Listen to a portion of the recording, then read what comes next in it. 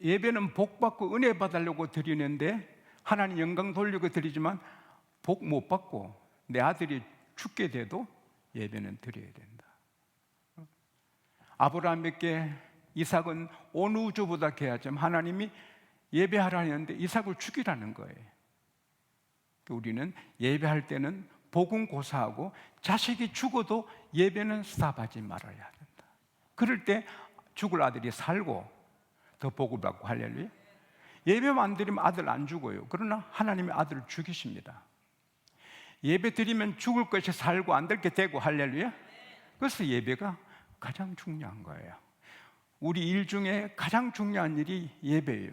저는 우리 집에서 제일 중요한 일이 가정예배로 생각하거든요.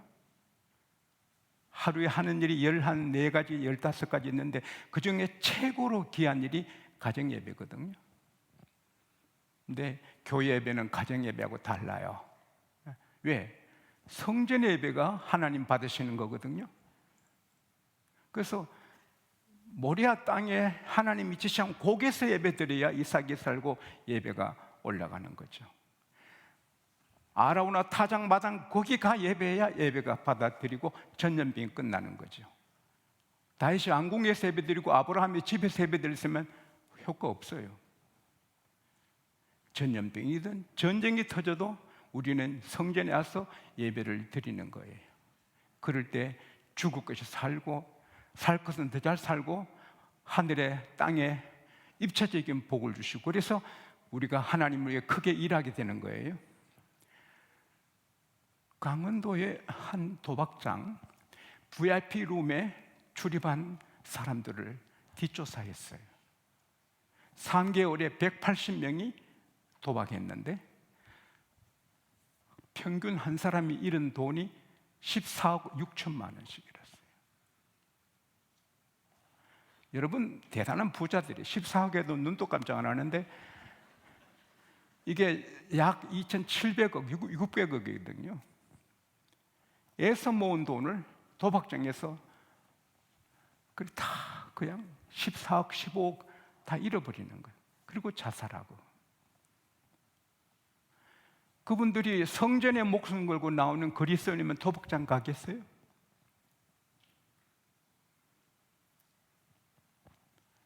목숨 걸고 성전 오는 사람이 도박장 가겠어요? 우리나라 술 안 마시고는 못 사는 사람이 10%예요. 일하고 술 마시는 기분으로 살고 술 때문에 살고 목적이 술이에요. 일해도 빨리 마치고 술 해야지. 10%. 그래서 간이 상하고 온몸이 상하고 가정이 불하게 되는데 그분들이 성전에 목숨을 걸고 나오면 술집에 가겠어요? 성전에 나오면 집이 되고 건강이 되고 나라도 되고 할렐루야. 얼마나 중요한지요. 그리고 성전에서 우리 죄를 주님이 사해 주시고 어루만져 주시고 상처를 싸매 주시고 앞길을 열어 주시는 거예요.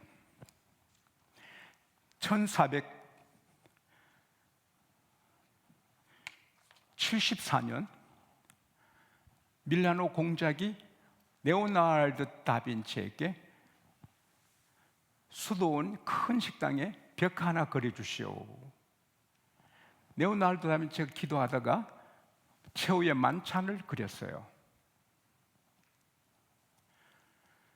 식당의 수증기 김이 그림을 공격해요. 나폴레옹이 쳐들어와서는 그 수도원 식당을 전쟁에서는 말들의 마구간으로 썼어요. 나폴레옹 병사들이 그림에 돌을 던진 흔적이 있어요. 큰 홍수가 쳐서 그림이 14일간 60cm 잠겼어요. 1943년도 영국이 10월 16일 날 영국이 폭격해서 그 수도원의 지붕이 다 무너졌어요. 그 그림이 볼품없이 퇴색이 됐어요. 그러나 1977년부터 97년 20년 동안 복음가들이 기도하면서 레오나르도 다빈치의 그 의도를 따라 1cm, 1cm, 1cm 복원 작업을 해서 20년 만에 그 위대한 그림이 회복이 된 거예요. 우리 하나님은 단순히 복음가가 아니에요. 우리가 살다가 마귀한테 돌질 당하고 마귀에게 상처를 받고 세상 이런저런 일로 우리가 하나님의 형상이 이그러지지만 예배 시간에 하나님이 회복시켜 주시고 더 빚어 주시고, 할렐루야. 오늘도 여러분은 교회 들어오실 때하고 달라요. 어제와 오늘이 다른 거예요. 할렐루야. 그래서 교회는 축복의 집인 거예요. 특별히 오늘 주시는 말씀을 우리가 잘 받으면 아침에 해가 팍 떠오를 때 얼마나 기운차고 밝아요, 희망차요. 저는 이 말씀을 그렇게 보는 거예요. 이 말씀을 제대로 받아 아멘하고 이들을 실천하면 우리 미래가 아침에 떠오르는 힘있게 솟는 태양 같은 새로운 장이 열릴 줄로 믿습니다. 그대로 되는 거예요. 왕이 하나님에게 미움받으면 그 나라가 백성들이 고통을 당하거든요. 아합 왕이 하나님의 미움받으니 하나님이 비 아니라 이슬까지 내리지 않거든요. 대한민국의 지도자들이 하나님 앞에 사랑스러운 지도자들 되기를 바랍니다. 우리는 기도해야 돼요. 교회를 미워하고 하나님을 싫어하는 사람이 지도자가 되면 나라가 불행하게 되거든요. 교회를 사랑하고 하나님 마음에 드는 자가 지도자가 되면 하나님이 복 주시거든요. 그러니까 다 백성들이 흉년의 어려움을 당하는데 또 하나님 믿는 사람을 잡아 죽이니까 엘리야가 숨어 있는데 길르앗에 하나님께서 속삭이는 거예요. 야 엘리야, 이거 위험해. 너 요단강 동편에 그리 시내가에 숨어서 거기 물 마셔. 그러면 내가 까마귀들을 명예해서 너 먹을 거 줄 테니 걱정하지 마. 순종했어요? 숨어 있어요? 물 마셔요? 까마귀들이 아침 저녁으로 떡과 불고기를 갖고 오는 거예요. 다 식은 거 아닙니다. 따끈따끈한 거. 까마귀들도 먹고 싶지만은 하나님 명하시니 그대로 갖고 오는 거예요. 신비로운 식사를 하는 거예요. 우리가 사실 밥을, 국을, 생선을 달걀 먹지만 까마귀 물어주는 것이나 또 우리가 직접 먹는 것 하나님 주신 겁니다. 감사하고 먹어야 돼요. 어떻게 달걀을 얻고 어떻게 땅에서 오곡백과가 어떻게 울고된 생선 다 하나님이 주신 거니까 다 기적이에요. 감사함으로 먹어야 하는 거예요. 그런데 계속 가보니까 그리 시내의 물이 말라버린 거예요. 큰일 났네. 근데 하나님 먼저 아세요. 야 엘리야야, 이제는 사르밧 지방에 가라. 시돈 지방 사르밧은 건 지중해 해변에 있는 성읍이에요. 거기 가면 내가 한 부인한테 명예서 너를 먹이겠다. 걱정하지 말라. 그 사르밧 큰 성에 그 부인을 이름도 안 알려주고 어떻게 찾아가요? 그런데 하나님이 가라면 가면 만나게 됩니다. 할렐루야. 하나님은 신비롭습니다. 그래서 그 성문에 들어가니 벌써 성문 앞에 한 부인이 나뭇가지 죽고 있는데 하나님께서 저 여인이다. 부인, 나 먼 길 왔어요. 목이 말라. 물 좀 주실래요? 그 부인의 집에는 깊은 샘이 있어서 물 가지러 가요. 배고파서 대답도 못하고. 부인 가는 김에 작은 떡 한 조각 좀 갖다 주실래요? 하나님의 사람이요, 당신의 하나님의 살아계심을 두고 내가 맹세합니다. 우리 집에 먹을 것이 아무것도 없어요. 물은 있지만 이제 한 움큼 외에 가루와 몇 방울 기름인데 그거 내가 이제 나뭇가지 주워서 가서 마지막 떡 해 먹고 내 아들과 아들이 먹고 내 아들과 내가 먹고 죽으려는 거예요. 여러분 11조를 하라 소리칠 때 부자들에겐 쉬어도 연탄 살 돈도 없고 쌀이 떨어진 사람한테 11조라 그 말하기가 어렵잖아요. 그러나 말하는 게 목사예요. 가난한 성도에게 말 못하는 것은 목사가 아니에요. 가난한 자가 해서 복을 받아야 돼. 할렐루야. 하나님 말씀대로 됩니다. 안 하면 계속 가난해요. 11조면 부자 되기 시작해요. 그래서 그 먼저 내게 주시오. 그러면 하나님이 약속하셨어요. 그 가루통에 가루가 기름병에 기름이 떨어지지 않아요. 세상에 아무리 목사님이지만 그럴 수 있나요? 마지막 떡을, 그 한 개 떡을 달라니까 말이에요. 하나님 핑계에서 당신 먹으려고 그러지 할 수 있잖아요. 그러나 그분은 순종하는 거예요. 자, 그 애기거든요. 그 아들은 병들어 죽었을 때 엘리야가 가슴에 안고 다락방에 올라가서 기도에 살려있거든요. 애기가 엄마가 마지막 떡 할 때 냄새 맡으면서 빨리 먹어야지, 배고프니까. 며칠 굶었죠. 근데 이걸 안 주고 하니, 엄마 나 얘 안 줘. 목사님이 달래. 아이고 엄마 내가 배고파, 내가 먹고 싶어. 애가 뭐 알아요? 그 애를 달리고 꾸짖고 가는 엄마의 아픔이 얼마나 커요. 우리가 말씀에 순종할 때 기쁘지만 때로는 아파요. 창자가 찢어지는 것 같이 아파요. 그래도 우리는 순종해야 돼. 할렐루야. 순종해야 되는 거예요. 그랬더니 하나님께서 가루통에 가루가 계속 쏟아지고 기름병에 기름이 계속 나오고, 그래서 식사 때마다 기적이고 찬송이고 막 행복하고 또 하나님의 종을 섬기고, 그뿐이겠어요? 자기 친척 이웃집 다 굶어 죽는데 자꾸 만들어 주지 않았겠어요? 그래서 자기만 잘 되는 게 아니라 그 성읍의 축복이 되는, 그래서 그 기사가 성경에 기록되는 거예요. 저는 여러분과 저의 삶이 성경에 기록될 만한 수준의 아름답고 거룩하고 아주 귀한 삶이 되기를 바랍니다. 그러면 이 여인처럼 하면 되는 거 아니에요?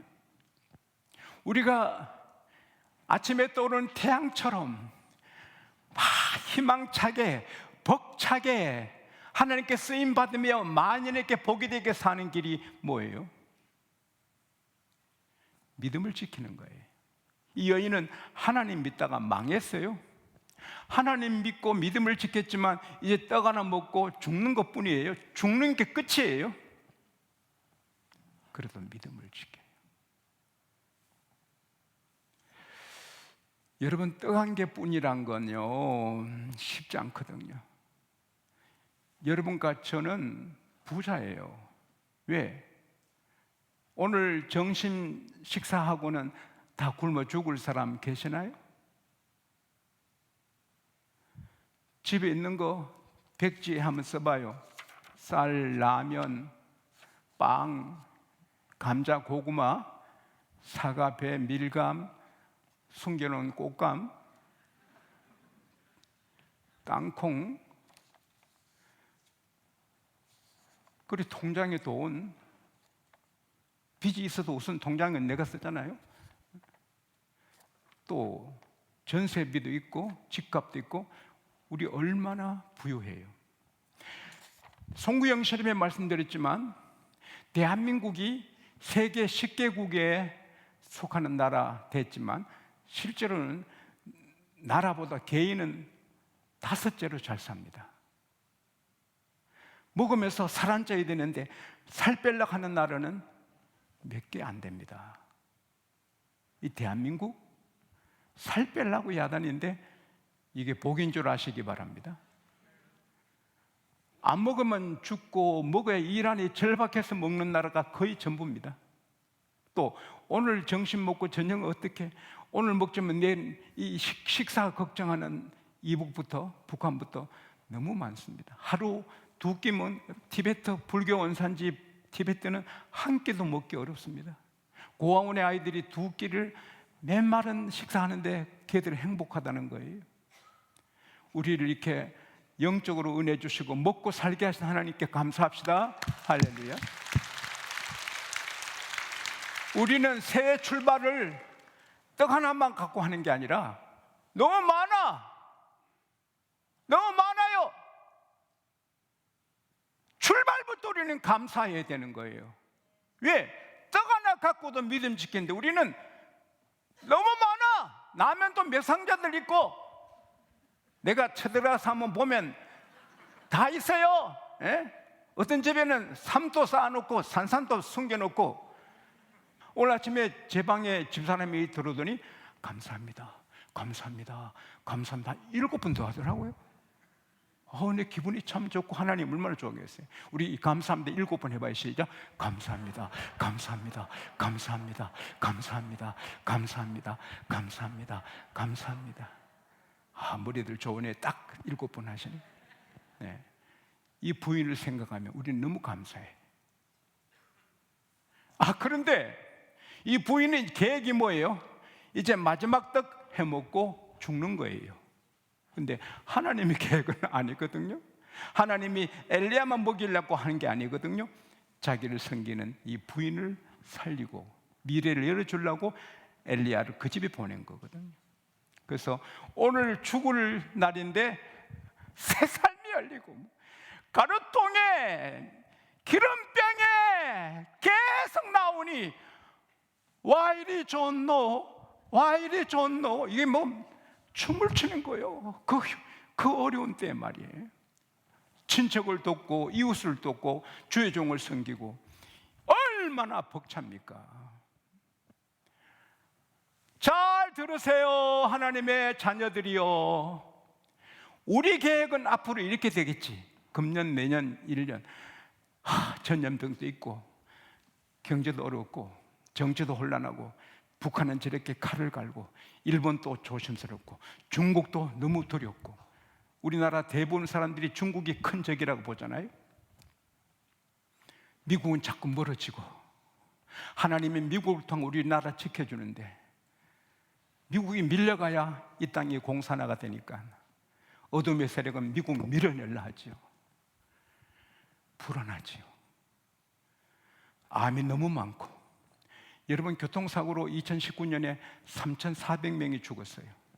해마다 4,000명, 3,000명이 죽어요. 코로나보다 더 무서운 게 교통사고예요. 그건 언제 죽을지.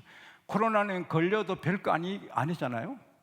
지금 미국에는 학생들, 초중고 학생들, 대학생들은 코로나 아무것도 아니다. 그거는 감기 수준이다. 그 의사님이, 내과 의사님이 코로나 그냥 감기입니다. 별거 아닙니다. 특별히 아이들, 학생들 20세 미만은 코로나 감기밖에 안 됩니다. 아무것도 아닙니다.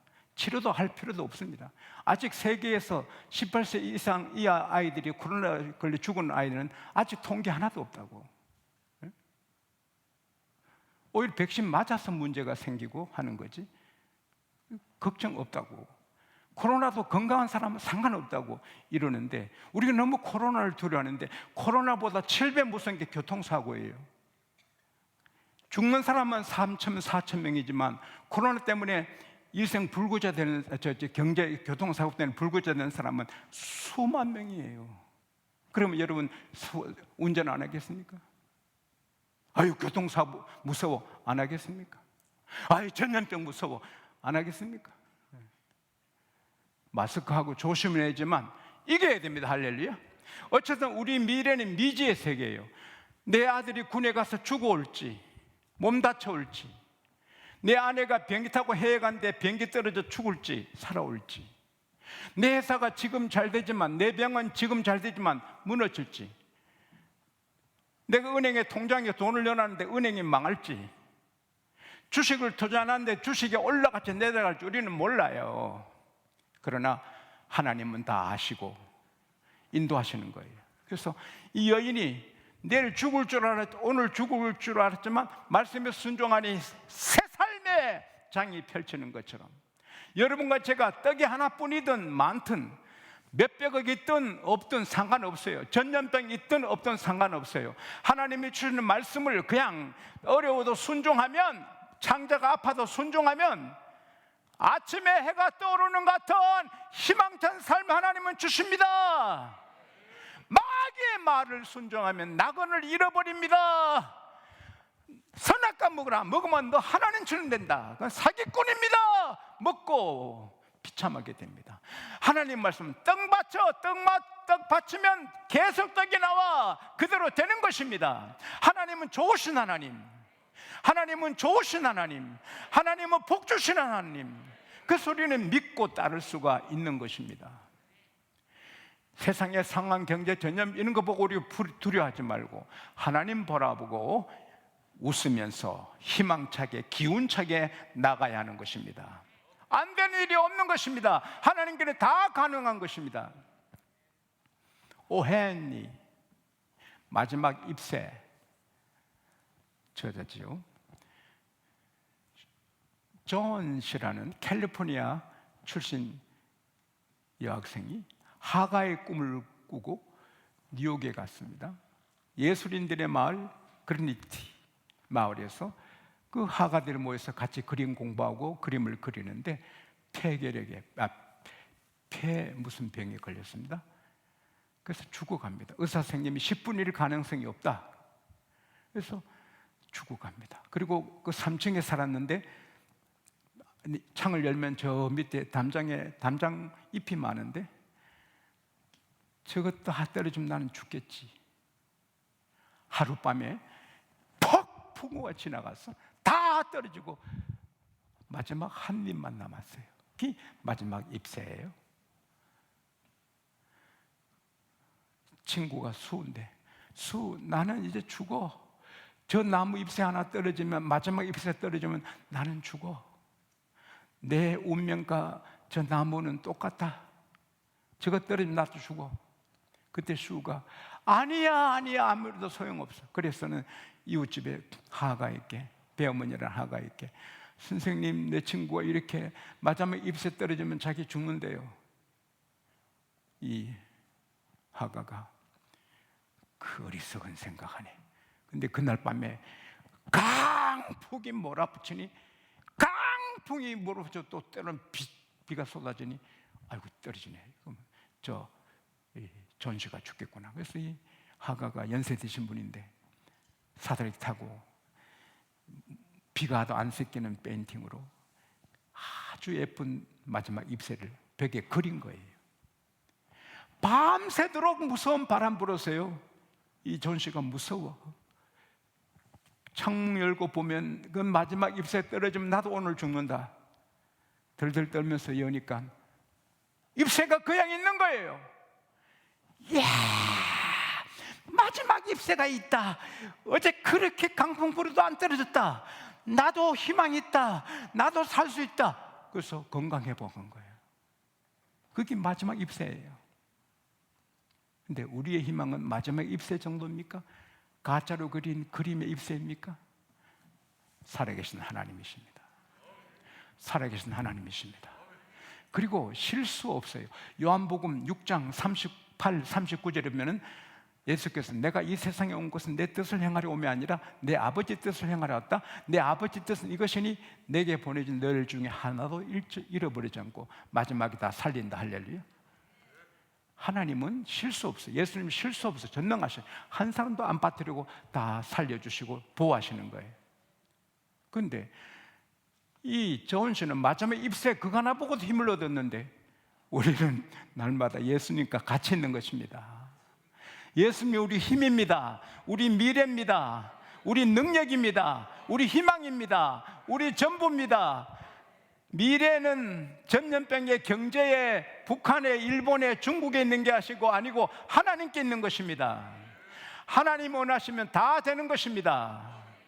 그러므로 우리는 아침에 떠오르는 태양처럼 벅찬 희망을 갖고 나가야 되는 것입니다. 두려워하지 말아라. 내가 너 하나님이 아니냐? 놀랄 일이 없다? 놀랄 일이 있어 놀라지 말아라. 내가 이 세상을 다스리는 너 하나님이 아니냐? 내가 너를 굳세게 해주겠다. 내 왼손 아니고 힘 있는 오른손으로 너를 붙들겠다. 참으로 내가 오른손으로 너를 도와주리라. 지용수도 생각하면 얼마나 세상이 버거워요. 목회가 얼마나 버거워요. 매주 설교하는 게 얼마나 버거워요. 그러나 하나님을 바라면 다 주시고 다 도와주시고 다 되는 것입니다. 따라합시다. 나는 된다. 하나님 때문에 다 된다. 하나님 때문에 두려움이 없다. 놀랄 일이 없다. 내 미래는 약속의 땅이다. 하나님이 차려주신 밥상이다. 내 미래는 하나님의 계획대로 된다. 다만 순종만 하면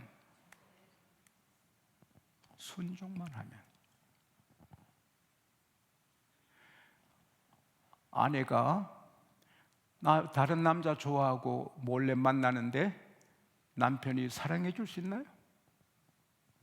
남편이 다른 애인을 두고 있는데 아내가 남편에게 다 쏟을 수 있나요? 우리가 양다리 걸치고 사는데 하나님 우리를 축복해 줄 수 있나요? 마지막 떡 하나뿐이라도 하나님께만 의지하는 그 부인에게 새 삶을 주는 거예요. 오직 하나님께, 오직 하나님께, 오직 하나님께 붙어 있고 순종하면 좋으신 하나님, 만복의 그는 하나님께서 우리를 세워주십니다. 미래는 사실 걱정 없습니다. 순종하는 게 걱정이죠. 순종하면 이 약속대로 되는 것입니다.